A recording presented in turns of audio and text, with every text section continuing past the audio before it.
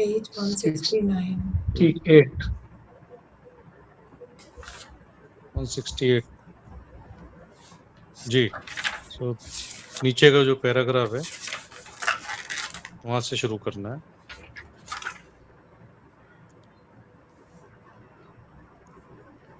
उससे पहले 1-2 मिनट में सार रूप में बता देंगे जो जड़ और चेतन की जो बात हो रही थी, शरीर में क्रिया की वजह से हमको जो है लगता है कि ये चेतन है।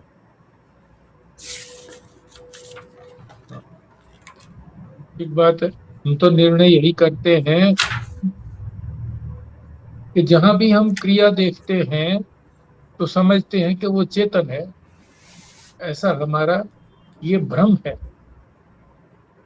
क्या मतलब हुआ? जड़ को हम चेतन समझ लेते हैं, ये हमारा भ्रम है वो जड़, और उसमें क्रिया देखते हैं तो लगता है कि वो चेतन है।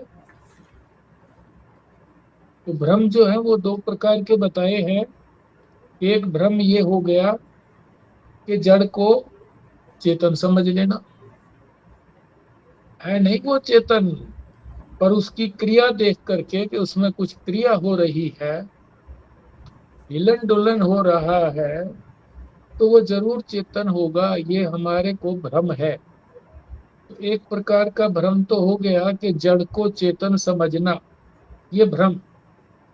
दूसरा भ्रम ये है कि चेतन को जड़ समझ लेना।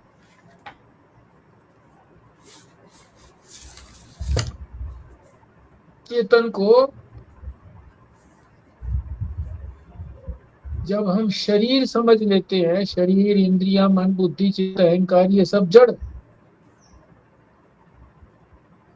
तो हम इसके लिए मैं लगा लेते हैं कि मैं शरीर, हाँ, मेरी इंद्रियां, हाँ, पैर चलने से लाचार हो गए तो मैं बूढ़ा, आंख दिखने से दिखती नहीं है, आंख से नहीं दिखता है तो मैं कम दिखने लगा या अंधा हो गया। इसी तरह से मन, बुद्धि आदि का लिए भी ये सारे हैं तो जड़, और हम इसको साथ में लगा देते हैं। मैं का मतलब होता है चेतन, मैं तो हमेशा चेतन रहता है। तो ये दूसरी तरीके का भ्रम है। पहले तरीके का भ्रम था कि जड़ को चेतन समझ लेना। दूसरे तरीके का भ्रम है कि चेतन को जड़ समझ लेना। अब तो आज प्रारंभ करेंगे हम वो जड़ को चेतन समझने की बात को प्रारंभ करेंगे, उसी को समझें। इसी को और फिर आगे अन्योन्याध्यास भी बोलते हैं क्या? हाँ, उसको दोनों को भ्रम मिला कहो। के ऐसे बोलेंगे ना, अन्य को अन्य का अध्यास, मतलब पहले को दूसरे का और दूसरे को पहले का। हाँ, जिसमें से एक चेतन होता है, एक जड़ होता है। और दोनों का एक दूसरे का भ्रम हो जाता है। हाँ, मतलब मैं ये पूछना फिर चाहती हूँ, आगे अन्योन्याध्यास में तो दोनों आ जाएंगे ना, जड़ को चेतन का भ्रम और चेतन को जड़ का भ्रम। हाँ, ये आगे आएगी बात। अगला जो पैराग्राफ आएगा 159 पृष्ठ के ऊपर, 69 पर, उसमें ये बात आएगी कि दोनों का एक दूसरे से अध्यास हो जाता है। मगर उसमें भी फिर इस बात को बताएंगे कि वो है कौन सी चीज झूठी और कौन सी सच्ची है, उसको बाद में समझेंगे हम। तो अभी तो ये तो दूसरा भ्रम है कि चेतन को जड़ समझ लेना। पहले अब भ्रम जो था, हमने समझा था कि जड़ को चेतन समझना। दूसरा भ्रम है चेतन को जड़ समझना। अब यहीं से प्रारंभ करते हैं। हाँ जी, संजीव जी। शर्मा जी। इससे मिला हुआ दूसरा भ्रम है कि चेतन अमूक जड़ है। जब चेतन को शरीर समझा तब उसे जड़ ही तो समझा। अपने से कोई भी गलती हो तो हमेशा लगता है कि मुझ अमूक कारण है जिससे गलती हो गई, और यदि दूसरे से गलती हुई तब लगता है इसने गलती की। एक बार किसी गद्दी में रोशनी कम थी। मुनीम जी आए। सेठ जी ने दवात रख छोड़ी थी। मुनीम जी का पैर पड़ गया। शाही गिर गई। सेठ जी ने जोर से डांटा, मुनीम जी, जरा देख कर चला करो। महीना 2 महीने बीत गए। एक दिन मुनीम जी हिसाब लिख रहे थे। रोशनी कम थी और सेठ जी आए। उनका पैर दवात पर पड़ गया। शाही फैल गई। सेठ जी तुरंत गुस्से में बोले, अरे, दवात रास्ते में रख देते हो, कुछ तो सोचा करो। दूसरा गलती करता है तो हमारा निश्चय होता है कि इस चेतन की गलती है। करता वहां भी शरीर मन ही गलती है, पर हमें वैसा भ्रम होता है। इससे गलती हो तो हमारे हाथ पैर की, बुद्धि की, शिक्षा की होती है। हम तो ठीक ही होते हैं। अपने में तो हमें शरीर आदि से भेद कुछ प्रतीत हो जाता है, पर दूसरे में यह भेद समझ आता नहीं, क्योंकि उस शरीर आदि से तादात्म्य करता हुआ प्रत्यगात्मा कभी हमें अपरोक्ष होता नहीं। इस कारण जड़ शरीर में चेतन का और चेतन में जड़ शरीर की क्रिया इत्यादि धर्मों का यों एक दूसरे में अध्यास हो जाते हैं। यहीं से बंधनों की सारी प्रक्रिया शुरू हो जाती है। जी बताइए। हाँ जी। एक तो वो बात बताई थी कि चेतन को जड़ समझना, उससे पहले समझा था कि जड़ को चेतन समझना, अब चेतन को जड़ समझना। और फिर एक बात और भी बताई है कि अपने से अगर कोई गलती होती है तो अपनी गलती नहीं कहते, हम कहते हैं कि भाई ये दूसरे की गलती थी। चाहे रोशनी कम थी, चाहे मेरी आंख ठीक नहीं देख पाती थी, चाहे दूसरे ने रास्ते में रखी हुई थी दवात, दवात का ही जो उदाहरण दिया गया है, तो अपनी गलती नहीं आती समझ में, दूसरे की गलती निकालते हैं। दूसरे के अंदर अपना शरीर आदि भी हो गए, ये भी दूसरा ही है, इस वजह से ऐसे हो गया। मगर दूसरे की गलती हो जाए तो दूसरे की गलती होती नहीं है, उसके शरीर आदि की गलती होती है। और हमारी भी गलती हो सकती है उसके अंदर, हम भी अन्य हैं। अन्य की गलती समझ में आती है, स्वयं की गलती कभी समझ में नहीं आती। अन्य की गलती ही समझ में आती है, चाहे अन्य जो है वो शरीर आदि हो, चाहे अन्य दूसरा व्यक्ति हो। दूसरे व्यक्ति के साथ हमारा तादात्म्य तो होता नहीं है शरीर आदि के साथ, अपने शरीर आदि से तो हमारा तादात्म्य होता है।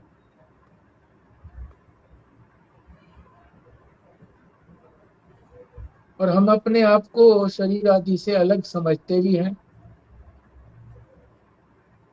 दूसरे को हम ये नहीं समझ पाते कि दूसरे का शरीर आदि जो है वो भी उसके चेतन से अलग है।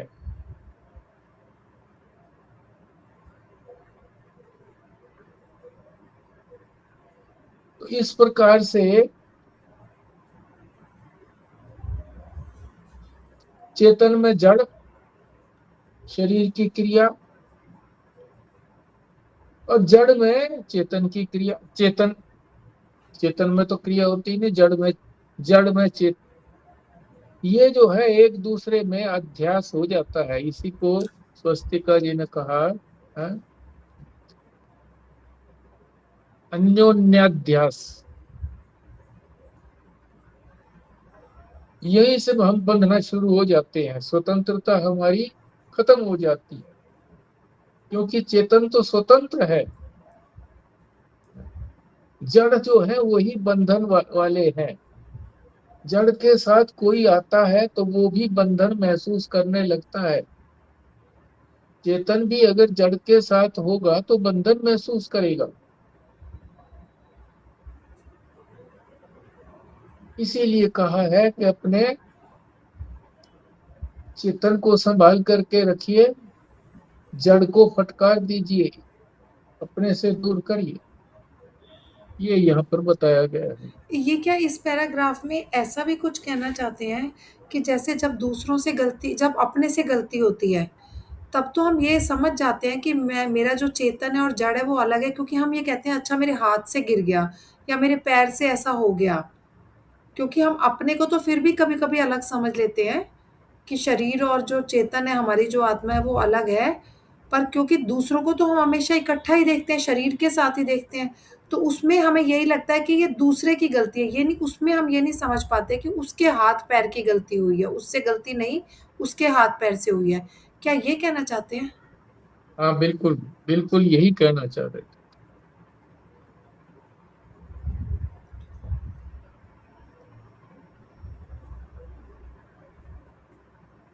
जी, लगता है काफी स्पष्ट हो गया। अगर सभी के, अगर खुराना साहब को कुछ बात हो, रेणु जी कुछ विशेष पे बात करें इस पे, क्योंकि गलती कोई दूसरा करता है तो इनका कहने का मतलब है कि तरफ ध्यान जाता है।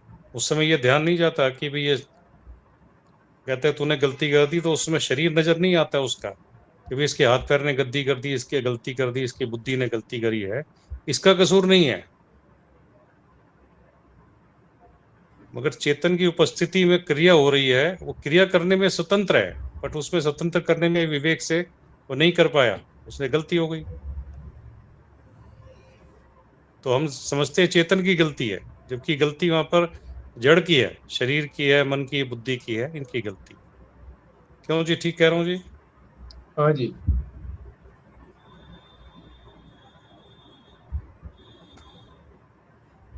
यही काम जब अपने से होता है जी संजीव जी, हाँ जी। यही जब अपने से कोई चीज गिर जाती है तो तो फिर हम क्या किसको समझते, चेतन को देंगे या शरीर को? हाँ, शरीर से ही गलती होती है, गलती शरीर से ही होती है, चाहे वो सूक्ष्म शरीर का हो, चाहे स्थूल शरीर की हो, चाहे इंद्रियों की हो। अब वो सब चीजें हमारे से अलग है, हमारे से हम चेतन है, वो सब जड़ है। तो हम अपने आप को अलग समझ लेते हैं कि भी हम तो अलग है, चेतन है, और ये मेरे से अलग है। पर दूसरे के जो इसी तरह से अंग है, उन अंगों को हम उसके चेतन से अलग नहीं समझते। यही समझते हैं कि वो तो एक ही है। क्यों? कि हम उनके स्थूल शरीर को ही देख पाते हैं, उनको एक ही मान लेते हैं, चेतन और जड़ को वहां पर दूसरे के यहाँ एकता मान लेते हैं कि ये दोनों एक ही हैं। अपने अंदर तो हम अलग अलग समझ लेते हैं। ये अपने अंदर भी जो अलग समझने में थोड़ा विवेक की जरूरत है जी, हमेशा नहीं समझा जाता। कहते हैं मेरे से गलती हो गई, मगर ध्यान नहीं जाता उस समय कि किससे गलती हो गई। तुरंत ध्यान नहीं जाता कि मेरे हाथ से गलती हुई या मेरे मन ने गुस्सा कर दिया, किस बात पे गुस्सा कर दिया, उस समय ध्यान नहीं जाता। कभी भी बहुत विचार करने पर जाएगा करके, अच्छा ये बात थी, इससे किससे गुस्सा हो गया, या ये ऐसी क्रिया कैसे कर दी, और ये क्रिया तो इससे हो गई। तो बहुत रेयर जाता है। पुराना साहब ये कहना चाह रहे हैं कि जब अपने से गलती होती है, तब भी बड़े विचार करने से धीरे धीरे प्रक्रिया समझ में आएगा कि भाई किससे गलती हुई। तब तो अलग समझ पाएगा भाई चेतन के साथ ये जड़ अलग है। तब ये धीरे धीरे अभ्यास बनेगा। ये हर क्रिया के अंदर, हर काम के अंदर हम सोचें कि नहीं भाई ये अलग है। मतलब गलती के अलावा और भी कुछ करेगा, अगर पुण्य भी किया तो क्या भाई ये इसका शरीर ने पुण्य किया है, या मन ने प्रेरणा करी थी तो मन ने संकल्प विकल्प किया, बुद्धि ने निश्चय किया तो ऐसे किया। तब थोड़ा सा अलग अलग समझ पाएगा। बहुत बार ना हम क्या करते हैं, गलतियाँ जब होती हैं ना, तो हम अपने आप को झट से उससे अलग कर लेते हैं। और हम कहते हैं कि या तो किसी दूसरे पे डाल देते हैं, या फिर हम अपने में भी यही कहते हैं यार वो ज़रा हाथ लग गया था, या फिर वो ज़रा-सा ये बात हो गई थी। तो हम अपने को तो झट से उससे अलग करना चाहते हैं, क्योंकि हम तो क्योंकि हमें फिर भी अपना तो नहीं पता नहीं, है। यहाँ पर आप सिर्फ गलती देख रहे हो कि गलती से अलग हाँ, करना चाह रहे हैं। मैं तो पूरे संदर्भ में बता रहा हूँ। अब पूरे कोई अच्छा भी संदर्भ काम में। होता है करके, हाँ, अच्छा भी काम होता है तो ये उसको क्रेडिट नहीं देते, अरे ये तो उसका काम था, उसने प्रेरणा करी, बुद्धि ने निश्चय किया तो ये काम अच्छा हो गया। ये झट से विचार नहीं आता है कहीं।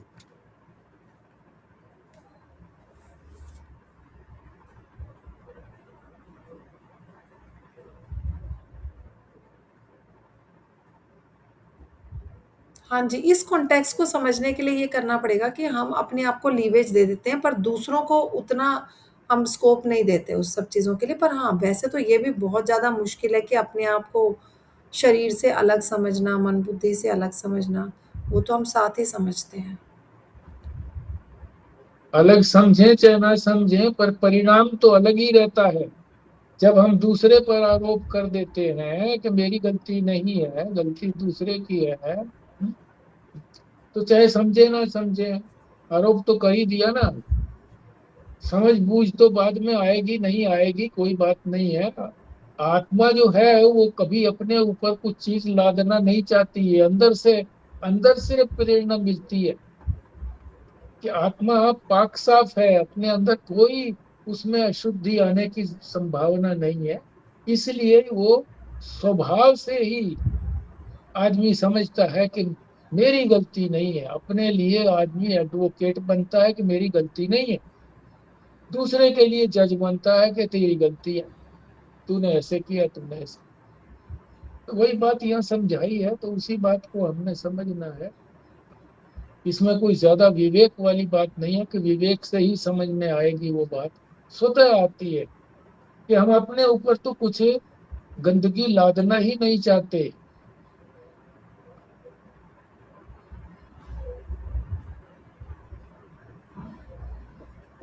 झूठ भी मान लो बोल देते हैं हम, फिर कहते हैं कि मैंने झूठ क्यों था, वो इस वजह से बोला।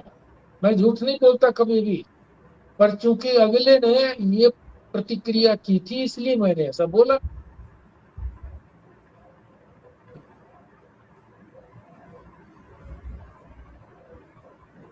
जी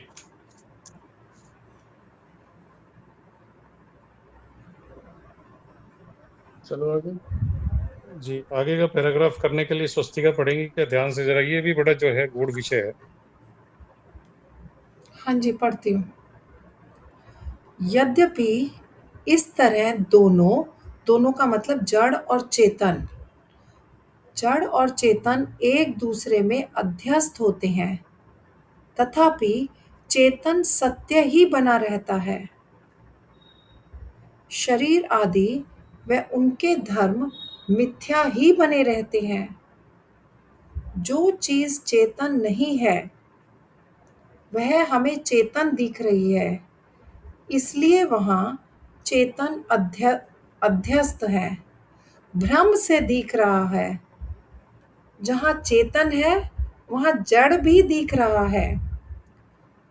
चेतन जो चेतन जो मैं, उसमें जड़ शरीर का गोरापन दिखता है, मैं गोरा हूँ। चेतन जो चेतन जो मैं, उसमें जड़ शरीर का गोरापन दिखता है, मैं गोरा हूँ। ऐसे ही शरीर का ब्राह्मणपन दिखता है, मैं ब्राह्मण हूँ। चेतन में जड़ के धर्म दिख जाते हैं, वह जड़ में चेतन दिख जाता है। इससे बड़े बड़े विचारकों को भ्रम हो जाता है। वे समझते हैं जो झूठा दिखे वह झूठा होता है, इसलिए झूठा दिखने से आत्मा भी अनात्मा के समान झूठा है। बौद्धों ने भी यही माना है कि आत्मा भी मिथ्या ही है ही नहीं। गलती कहाँ हुई? झूठा दिखना दो तरह का होता है। एक तो कोई चीज ही झूठी दिखे, और दूसरा चीज तो सच्ची होती है पर गलत ढंग से दिखती है। उसका संबंध तो झूठा है, परंतु बीज बीज लिखा है क्या? बीज झूठी नहीं। नहीं, पहले चीज ही है, चीज चीज खड़ी। लिखा है, परंतु चीज झूठी नहीं। पहले में स्वरूप ही अध्यस्त है, दूसरे में सच्ची चीज का झूठी चीज के साथ संसर्ग झूठा है, अध्यस्त है। यहां से समझ आएगा, जैसे सामने है रस्सी, दिखा सांप। यही रस्सी की लंबाई जितनी है उतना ही लंबा सांप दिखता है। इसलिए सांप की जो लंबाई दिखी वह सचमुच में तो सच्ची है, सांप के संबंध वाली दिखी, इतना उसका झूठापन है। लंबाई झूठी नहीं सांप की, लंबाई झूठी नहीं सांप की, इतना झूठ है। सांप तो वहां सर्वथा नहीं है, इसलिए पूरा ही स्वरूप से ही वहां झूठा है। इसी प्रकार आत्मा स्वरूप से सच्चा होते हुए अनात्मा के संसर्ग वाला दिखता है, बस इतना ही उसका झूठापन है। स्वरूप से तो सच्चा ही बना रहता है। अनात्मा स्वरूप से भी अध्यस्त है और उसका संबंध तो अध्यस्त होना ही हुआ। यह भेद समझे बिना भ्रम होना सहज है। यही स्पष्ट करने के लिए भगवान ने विचित्र शैली बनाई। एक ही स्थल पर वे ऐसी विरुद्ध बात करते हैं जो बिना विचारे तो समझ ना आए, और विचार करो तो अभी बताया भेद समझ आ जाए। चलो इसको पहले डिस्कस करते हैं। हाँ जी। इसको संजीव शर्मा जी स्पष्ट करेंगे, क्योंकि इन्होंने, मैंने कहा था कि स्वामी मनीषानंद जी आएंगे तो उनसे स्वरूपाध्यास और संसर्गाध्यास इसके बारे में स्पष्ट रूप से समझना। जब तक समझ ना आए तब तक प्रश्न करते रहना जी, समझ में नहीं आया आप समझाइए, आप समझाइए, तो ये बताएंगे। जी, इसमें ये अधिष्ठान शब्द यूज नहीं कर रहे हैं जी, कि अधिष्ठान तो था। संसर्गाध्यास तो यही है कि चेतन की वजह से अनात्म पदार्थ में जड़ जो अनात्म है और चेतन जो आत्मा है, उनके संसर्ग की वजह से जो है जड़ को भी चेतन का जैसे क्रिया होने से अभ्यास लगता है कि भी ये चेतन है, तो ये अध्यस्त हो गया इसके अंदर। जड़ के अंदर भी क्रिया की वजह होने से, चेतन के संसर्ग में आने से, जड़ में क्रिया होने से वो अध्यस्त हो गया और वो भी लगता है कि चेतन ही है। ये हो गया संसर्गाध्यास।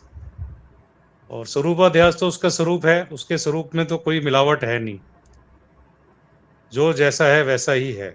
बट हमें भ्रम हो जाता है, जैसे इन्होंने यहाँ रस्सी का और सांप का दिया, उसमें इतना तो सच है कि सांप के रस्सी के बराबर की लंबाई तक तो ठीक बात है कि भी लंबाई है, बट सांप है ये सच नहीं है। तो सांप वहां था नहीं, कभी भी तीनों काल में नहीं था, मगर भ्रम से जो है, क्योंकि वो उतनी लंबाई तक दिखता है, तो लंबाई तो सच्ची होगी उसकी कि भाई लंबी कोई चीज है, बट वो सांप का भ्रम होने से हम सोचते हैं कि सांप इतना लंबा है। तो रस्सी के संसर्ग से उसमें जो है अध्यस्त हो गया, सांप अध्यस्त हो गया। तो ये झूठी सच्ची बात इसीलिए बता रहे हैं करके कि किस तरह से भ्रम हो जाता है झूठा और सच्चा लगने से। आपने समझा था उनसे? नहीं जी, उनसे तो बात नहीं हो पाएगी। सीरियसली लिया नहीं ना आपने? वही आप ये समझिए, उनसे प्रश्न करते जाइए जब तक पूरी तरह समझ में नहीं आ जाए। नोट भी करने के लिए कहा था, मैंने कहा उनकी वाणी को नोट भी करना मोबाइल के ऊपर भाई, ताकि डिस्कस किया जा सके। ये तो सामान्य सामान्य रूप से समझ में नहीं आता, ये अपने आप समझ में नहीं आता, किसी के समझाने से ही समझ में आता है। फिर भी जितना समझ में आया है, एक चीज है झूठी, एक चीज है सच्ची। झूठी चीज है अनात्मा, सच्ची चीज है आत्मा।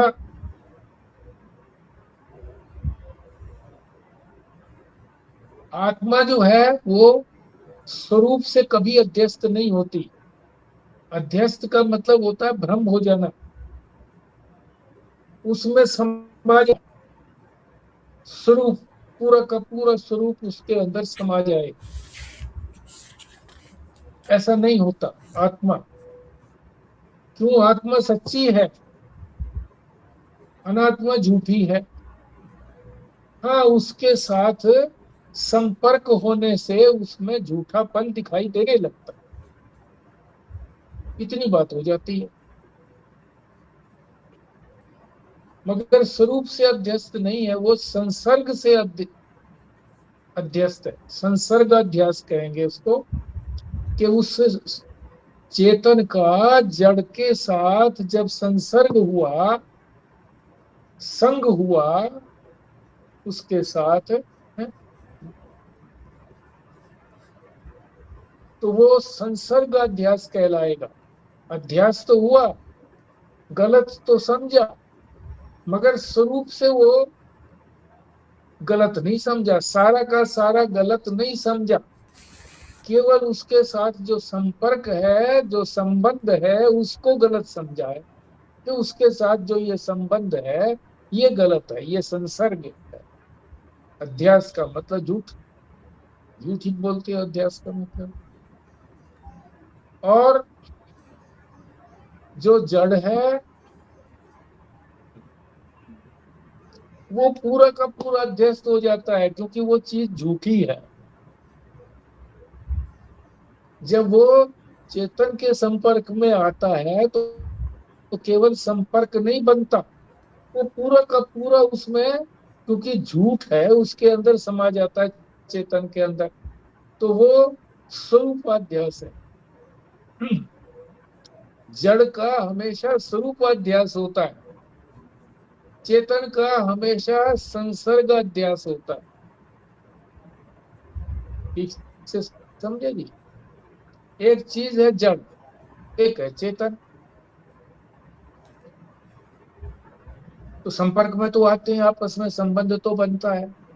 मगर चेतन का जब जड़ के साथ संपर्क होगा, संग होगा, तो वो होगा संसर्ग होगा, केवल संसर्ग तक ही सीमित रहेगा।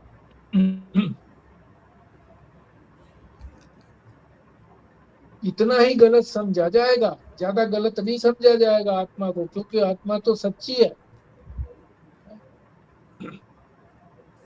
और उधर जो है, जड़ जब चेतन के संपर्क में आता है तो जड़ जो है वो पूरा का पूरा झूठा है, तो वो सारा का सारा उसमें समा जाता है, तो उसके स्वरूप से ही अध्यस्त हो जाता है। जड़ जो है वो स्वरूप से अध्यस्त हो जाता है, चेतन जो है वो संसर्ग से अध्यस्त होता है। चेतन का हमेशा संसर्ग अध्यास होगा, जड़ का हमेशा स्वरूप अध्यास होगा, इसको याद रखें।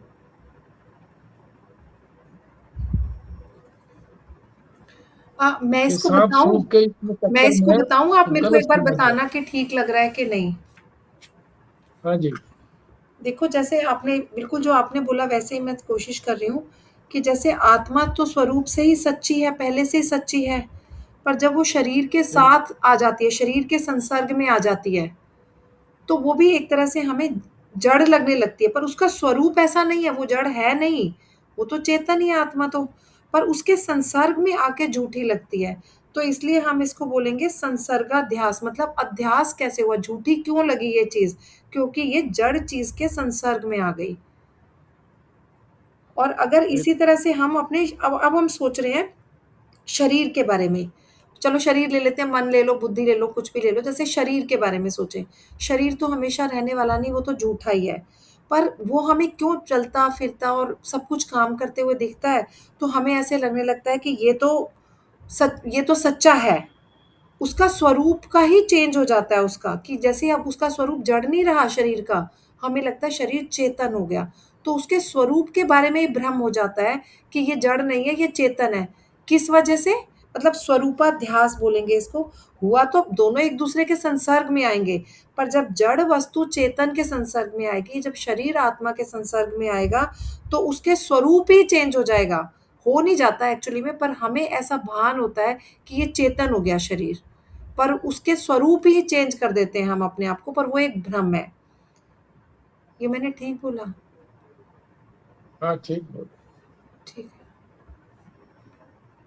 माने शरीर को आत्मा समझ लेते हैं जी, कई बार ये स्वरूपाध्यास की वजह से कई बार कहते हैं ना जी भाई, जड़ को ही, जैसे आत्मा को, आत्मा का स्वरूपाध्यास होने का मतलब ये, इसमें से कहता है जी आत्मा निकल गई, कि जाना आना कुछ नहीं है।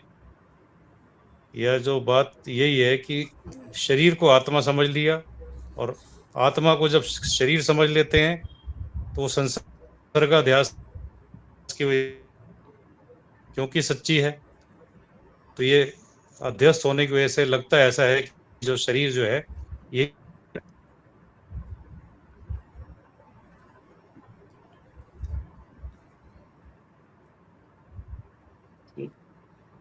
नहीं, आज आपने अच्छे से समझाया, ये समझ आ गया। पहले ठीक जब है एक जी, बार था ना, अध्यास दो तरह का हो गया है जी। मैंने कहा आज आपने अच्छे से समझाया, समझ आ गया। पहले जब करा था तब समझ नहीं आया था। बाकी लोग भी बोलेंगे ना तो उनको थोड़ी क्लैरिटी हो जाएगी, अगर बाकी लोग बोलेंगे, जैसे संजीव भाई ने भी बोला, और क्या? यही जो आपने बताया ना, अगर बाकी लोग भी यही बोलेंगे कि किसको किसका अध्यास हो जाता है, किसको किसका भ्रम हो जाता है, फिर उसको क्या कहते हैं। आप बोलिए, कोई नहीं। बोलो जी।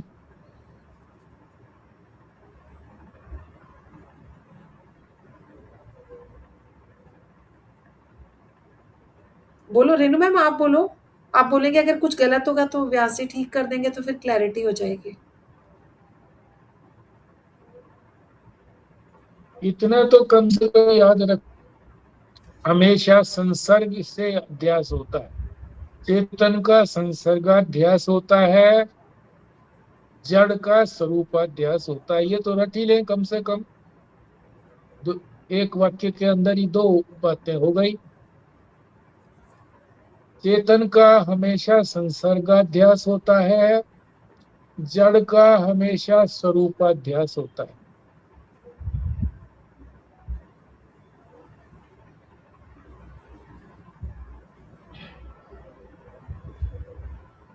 जड़ जो है वो स्वरूप से अध्यस्त है, यानी जड़ जो है वो स्वरूप से ही समाप्त हो जाता है, रहता ही नहीं है। चेतन ही चेतन रहता है, और वहां जो है वो स्वरूप, चेतन का। स्वरूप से, हाँ जी। स्वरूप से अध्यस्त होने का मतलब ये हुआ जी, क्योंकि पहले कभी सांप देखा हुआ है और वो आकार और उसकी लंबाई चौड़ाई देख करके ऐसा लगता है कि भाई ये वही पड़ा हुआ है, या किसी का संस्कार पड़ा हुआ है कि भी कोई लहर है पानी की, एक वो लकीर पड़ी है या कुछ और चीज पड़ा है, तो क्योंकि वो उसी के आकार की वजह से, स्वरूप क्योंकि वैसा स्वरूप है, उसी के स्वरूप की वजह से ही ऐसा अभ्यास अध्यस्त होना लगता है करके कि ये वो चीजें पड़ी है यहाँ।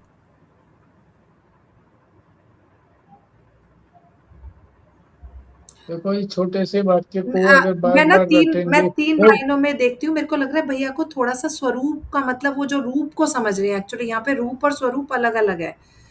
देखो, तीन बातें बताई हैं व्यास जी ने।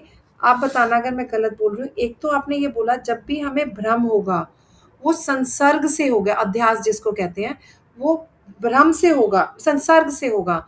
या तो जड़ चेतन के संसर्ग में आ जाए, या चेतन जड़ के संसर्ग में आ जाए, तो हमें भ्रम होगा ही होगा, क्योंकि दो चीजें जब मिल जाएंगी और एक दूसरे के पास आएंगी, तो हमें भ्रम होना निश्चित है। पर अब कौन से टाइप का भ्रम होगा, संसर्गा होगा कि स्वरूपा होगा, वो ये होगा कि जब भी कोई जड़ वस्तु, जब जड़ वस्तु चेतन के मतलब जब हमें ये हो जाता है कि ये जड़ वस्तु है और ये चेतन, हम समझने लग जाते हैं उसको, तो फिर उसको बोलते हैं, उसका स्वरूप ही हमने चेंज कर दिया, मतलब हमने उसके स्वरूप के बारे में भ्रम कर दिया। जैसे कि हम रस्सी को सांप समझने लग गए।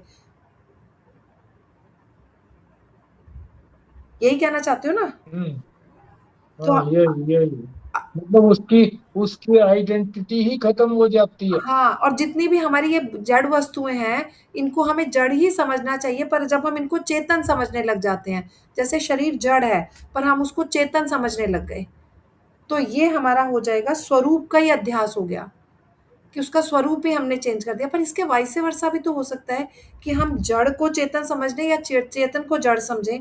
दोनों ही बातों में हम यही बोलेंगे ना कि स्वरूप चेंज कर दिया हमने, या नहीं?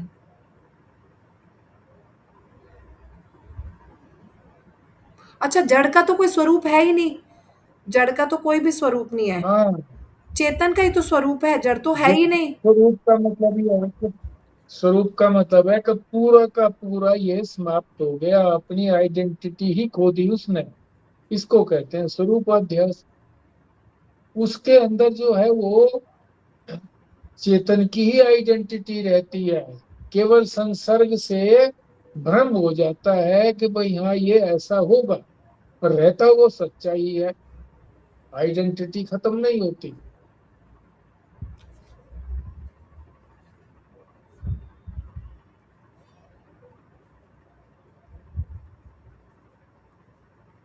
चलो फिर कभी अवसर मिले किसी को स्वामी जी से पूछने का, चाहे स्वयं मनीषानंद जी से, चाहे स्वयं प्रकाश जी से, चाहे किसी और महात्मा से, तो ये स्पष्ट रूप से अच्छी तरह से समझना। सिर्फ ये इसकी सांप और रस्सी वाली बात जो है ना, ये रिपीट करने से पूरी तरह से समझ में नहीं आती है बात। फिर आगे वो लहरों का और उसका समुद्र का आ गया, वो भी पूरी तरह से समझ में नहीं आता। एक एक चीज को अलग अलग से समझना पड़ेगा फिर समझने के लिए। और फिर आगे जो ये दे रहे हैं, श्लोक दे रहे हैं मतस्थानी सर्वभूतानी, इसको फिर कैसे समझा जाए, ये भी समझने की चीज है। जब ये सारी चीज समझ में आ जाएगी तब समझो कि हमको ये समझ में आ गया स्वरूपाध्यास और संसर्गाध्यास। जी, आगे रेणु जी पढ़ती हैं ये वाला श्लोक और इसके बाद का एक पैराग्राफ। जी, भगवान कहते हैं, मत स्थानी सर्वभूतानि न चाहम ऋषभवस्थिता न चा मत स्थानी भूतानि पश्य में योगेश्वर। मेरी अद्भुत सामर्थ्य देख, क्या सामर्थ्य है। सारे प्राणी मुझ में स्थित। बात सीधी है, बड़ी चीज में छोटी चीजें राहत करती। परमेश्वर सर्वव्यापक है, उनमें सारे प्राणी रहे, यह ठीक है। पर वही अगला वाक्य है, ना भूतान, मुझ में कुछ नहीं रहता, कोई भूत नहीं रहता। लगता है बात बिल्कुल विरुद्ध, पर वेदांती लोग ऐसी भाषा का प्रयोग करते ही हैं।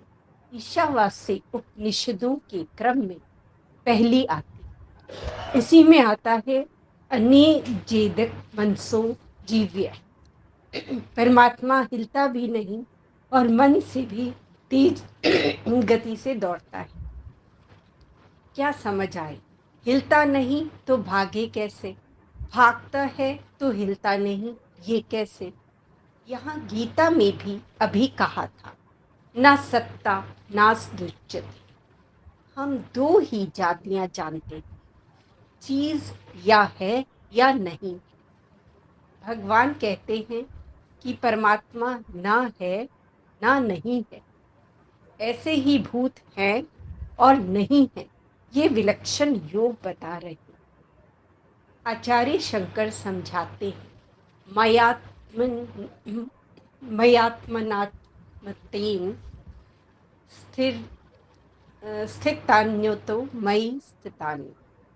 सारे पदार्थ मेरे स्वरूप इसलिए कहे जाते हैं कि मुझ में स्थित। कहा जाता है कि लहरें बुदबुदे आती समुद्र में, समुद्र में वे नहीं है, समुद्र ही तो उन रूपों में है। पानी से अतिरिक्त वहाँ कुछ नहीं है। ऐसे ही भगवत स्वरूप से भिन्न कुछ नहीं, इसलिए सब उस स्वरूप में स्थित। वस्तुतः भगवान ही उन सब रूपों में प्रतीत हो रहे हैं, इसलिए उन्हें भगवान में नहीं कहा जा सकता। भगवान से भिन्न सत्ता हो तो उन्हें भगवान में कहा जाए। पानी से अलग हो तभी कहना बनेगा कि पानी में लहर है पानी में, पानी ही दिखती है पानी में। जब तक ये ना समझा जाए कि पानी सच्चा है, उसमें लहर आदि की प्रतीति है, वे शक्लें कल्पित हैं, शक्लें आती जाती, पानी वही रहता है, तब तक लहर आकार में अध्यस्त होने से पानी को भी झूठा समझने की गलती से बचा नहीं जा सकता। ऐसे ही जागृत, स्वप्न, सुषुप्ति अवस्थाएं आती जाती रहती। मैं जानने वाला वैसा का वैसा बना रहता है। शास्त्र की बात समझने के लिए बड़ा ध्यान देना पड़ता है। आचार्य स्पष्ट करते हैं, कल्पिता कल्पित संबंध योगाद। कल्पित व अकल्पित का परस्पर संबंध नहीं बनता। रस्सी सांप रूप से दिखती है, पर रस्सी और सांप कहीं मिलते होंगे, उनका कोई संबंध होंगे, ऐसा कुछ नहीं। अज्ञान काल में जो तुम्हें सांप दिख रहा है, ज्ञान होते ही वही तुम्हें रस्सी दिखेगा। वहाँ दो चीजें नहीं हैं। ऐसे ही अज्ञान काल में जो इतना बड़ा संसार दिख रहा है, ज्ञान काल में यही तुम्हें आनंद की स्थली दिखेगी। संसार अज्ञान काल में धोखे की टट्टी, वहीं ज्ञान काल में आनंद की कुटिया है। आचार्य शंकर कहते हैं, संपूर्णम जगदेव नंदनवनम सर्वपि कल्पद्रुमा। यह सारा जगत नंदनवन है। अभी हम समझते हैं कि बड़ी मेहनत कर स्वर्ग जाएंगे, तब नंदनवन मिलेगा, पर उसमें भी परिच्छिन्न सुख ही मिलेगा। अगर ज्ञान दृष्टि बन गई तो चाहे जहाँ हो, आनंद घन के सिवाय कुछ होगा नहीं। अज्ञान हटने पर ही ऐसा हो सकता है। देखो रेणु जी, एक ये है ना कि आप जो वाक्य शुरू होता है उस समय तो बहुत जोर लगा करके बोलती है, जब वो वाक्य समाप्त होने को होता है तो वो जोर कम हो जाता है, तो वो ऐसा लगता है कि वो आपने बोला ही नहीं। जैसे है आता है ना बाद में, बोलती तो आप है भी बोलती है, बहुत हल्का बोलती हैं, तो हल्का वो है सुनाई नहीं देता। तो उस पर एक जैसा स्ट्रेस किया करिए अंत तक। कई लोग महात्मा भी इसी तरह से करते हैं कि बाद वाले में वो तो मिस ही कर जाते हैं, बाद में अपने आप ही हम कल्पना करके अब फिल इन दी ब्लैंक्स जैसे करते हैं कि भाई इसका अर्थ यही बनेगा, उनके लिए सोच लेते हैं। मगर जो साधक है उसको तो स्पष्ट रूप से प्रारंभ से लेकर के अंत तक उसी फोर्स से उस शब्द को पढ़ना चाहिए, ताकि वो अंत वाला जो शब्द है वो भी समझ तो आ जाता है हमको, मगर वो फिर एक एक लय ताल सी नहीं बनती है। तो इस बात का थोड़ा ध्यान रखना। जी जरूर। बाकी इसको समझ लेते हैं, सारा तो नहीं समझा जाएगा। हाँ जी। मतस्थानी सर्वभूतानी, मतस्थानी मेरे में, स्थान कहिए मेरे में, मेरे स्थान में यानी मेरे में, सर्वभूतानी सारे प्राणी, भूत माने प्राणी, सारे प्राणी मेरे में है। न च अहम तेषु अवस्थित, मैं उनमें नहीं हूं, ये कहा है। तो मैं उनमें नहीं हूं, ये इसका अर्थ यहाँ आगे बताया नहीं है। जो आगे अर्थ बता रहे हैं महाराज जी, वो तो इतना ही बता रहे हैं कि मतस्थानी सर्वभूतानी, मेरे में सभी भूत हैं, स्थित हैं। और दूसरी पंक्ति में से बोल रहे हैं न च मतस्थानी भूतानी, और मेरे में कोई प्राणी नहीं है, भूत नहीं है। मेरे में भूत है, पहली पंक्ति, और मेरे में भूत नहीं है, दूसरी पंक्ति। ये यहीं से यही बता रहे हैं, पढ़ के देख लो। अरे मेरा ऐश्वर्य युग, मेरी अद्भुत सामर्थ्य देखो, ये अद्भुत सामर्थ्य है उनकी। क्या सामर्थ्य है? सारे प्राणी मुझ में स्थित हैं, मतस्थानी सर्वभूतानी। इसका अर्थ बता दिया ना, सारे प्राणी मुझ में स्थित है। बात सीधी है। बड़ी चीज में छोटी चीजें रहा करती हैं। परमेश्वर सर्वव्यापक है, उसमें सारे प्राणी रहें, ये ठीक है, मान ली बात। पर वही अगला वाक्य है, न च मतस्थानी भूतानी, मुझ में कुछ नहीं रहता। पहले तो मुझ में ही थे सब, अब कह रहे मुझ में कुछ भी नहीं रहता। कोई भूत नहीं रहते, कोई प्राणी नहीं रहते। लगता है बात बिल्कुल विरुद्ध है, विरुद्ध लग रही है बात। और इसी तरह के वाक्यों को देख करके लोग कहते हैं कि ये जो उपनिषद वाले थे या जो ऋषि थे, उनका दिमाग उल्टा था, पी करके कुछ न कुछ जो मर्जी आए लिख दिया, उल्टी सीधी बात, ऐसा आरोप लगाते हैं। पर वास्तविकता ऐसी नहीं है। ये रहस्यात्मक ढंग है कहने का। वेदांत जो है वो रहस्यात्मक ढंग से ही समझ में आता है, क्योंकि निश्चित रूप से कुछ नहीं कहा जा सकता परमात्मा के बारे में कि परमात्मा ऐसा है, नहीं कहा जा सकता।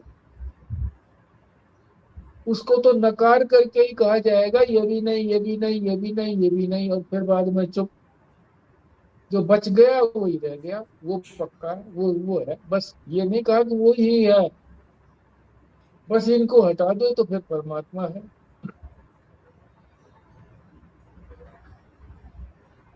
तो ये तो समझ में आ गया ना जी। फिर समझो, मतस्थानी सर्वभूतानी, मेरे में सारे भूत स्थित हैं। न च अहम तेषु अवस्थित,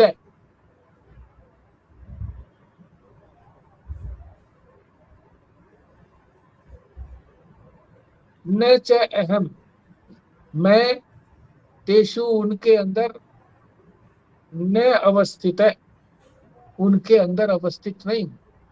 वो मेरे में स्थित है, मैं उनमें स्थित नहीं हूं। न च मतस्थानी भूतानी,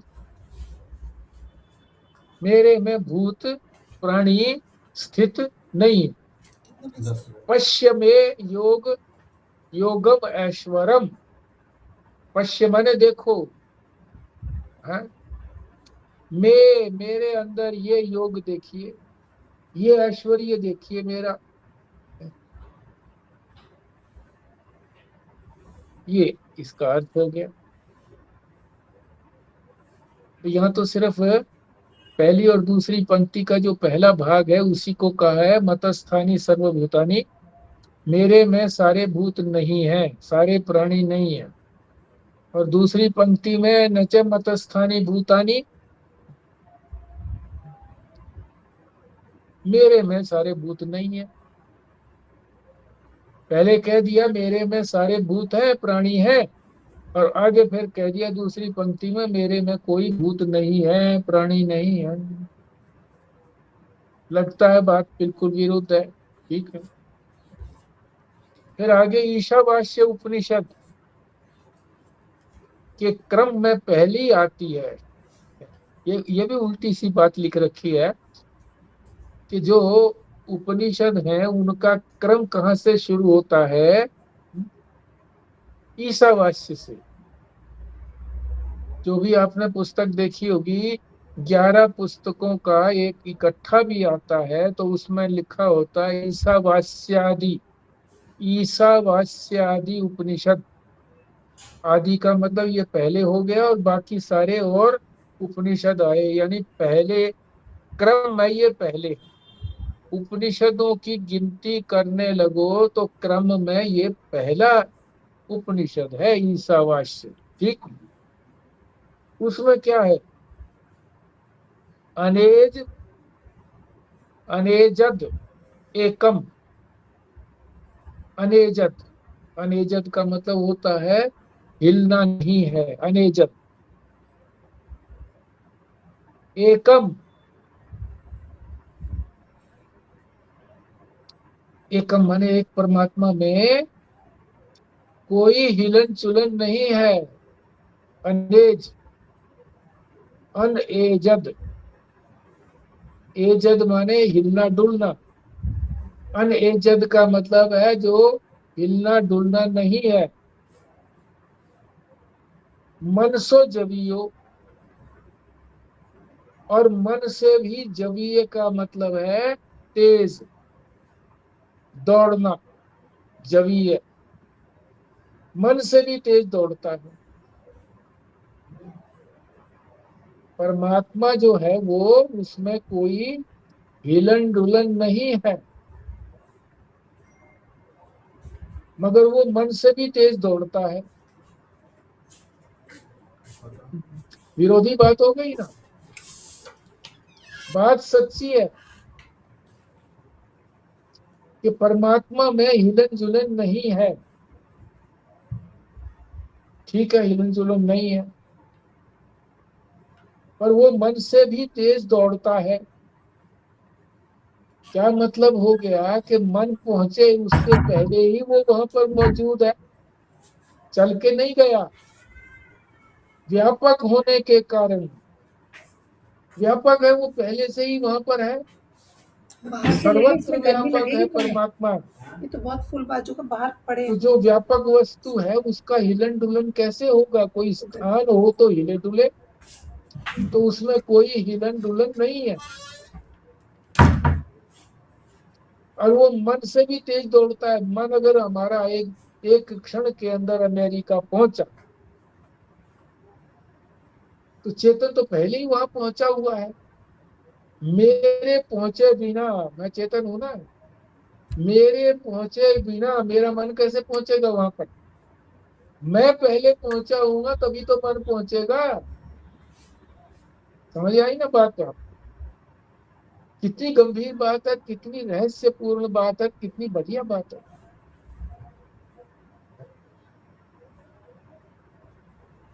आपकी समझ में आ गया हो तो बोलो, नहीं आया तो फिर बोलता हूं। बताओ। हाँ, ये वाली बात ऐसे समझ आई कि वैसे तो परमात्मा में कोई क्रिया नहीं है, क्योंकि वो हिलता-डुलता नहीं है। फिर हमें ये लगता है कि वो बिल्कुल इतनी मन की गति से भी ज़्यादा तेज़ क्यों भाग लेता है? तो उसमें बड़ा अजीब लग रहा था, पर अब आपने बताया उसको कहीं जाने की ज़रूरत नहीं कि वो मन की गति से तेज़ नहीं भागेगा, वो तो सब जगह पे ही है। तो जहाँ भी मन जाएगा वहाँ पर वो है ही है, वो तो सर्वव्यापक है, सब जगह पे स्थित है। तो उसको कहीं आने-जाने की ज़रूरत नहीं, क्योंकि वही एक तत्व ही है। तो इसलिए लगता है कि मतलब वो कहने का तरीके से ऐसे लगता है कि वो भाग के जा रहा है, मन की स्पीड से भी तेज़ भागता है। पर ऐसा नहीं है, जहाँ भी मन जाएगा वहीं पे वो परमात्मा को ही पाएगा, क्योंकि परमात्मा तो सब जगह है। यही कहना चाहते हो? परमात्मा कहो, चेतन कहो, मैं, मेरे पहुंचे बिना वह चीज वहां कैसे चली जाएगी? मन, मेरा मन, मैं होऊंगा तभी तो मेरा मन पहुंचेगा। मैंने हाथ में थैला लिया हुआ है, तो मैं पहुंचूंगा तभी तो थैला पहुंचेगा साथ में। मैंने वैसे बहुत क्रूड एग्जांपल दिया है ये, मगर इसी बात को सोचो कि बिना मेरे कुछ होता ही नहीं है। मान लीजिए ध्यान में बैठे हैं हम, ध्यान मन, ध्यान जो है के अंदर मन जो है कहीं चला गया दूसरी जगह। अरे मेरे जाए बिना वहां जा सकता है क्या मन? है? मैं पहले हूं वहां पर, मैं गया हूं तभी तो मन गया है, चेतन गया है तभी तो मन है वहां पर गया है, नहीं तो कैसे जाएगा?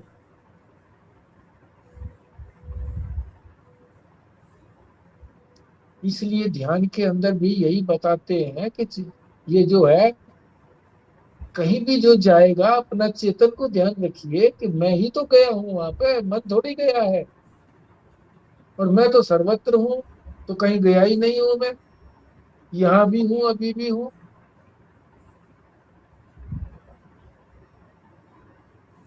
अनेजद एकम मनसो जवीय। अनएजद, एजद माने हिलना डुलना, और अनएजद माने हिलता डुलता नहीं है। एकम माने आत्मा, परमात्मा। मनसो जवीयो, मन से भी तेज दौड़ता है। क्यों? चेतन वहां पहले से ही है, व्यापक होने के कारण है? तो उससे पहले कैसे पहुंचेगा? चेतन से पहले मन कैसे पहुंचेगा? मन तो चेतन के आश्रित है।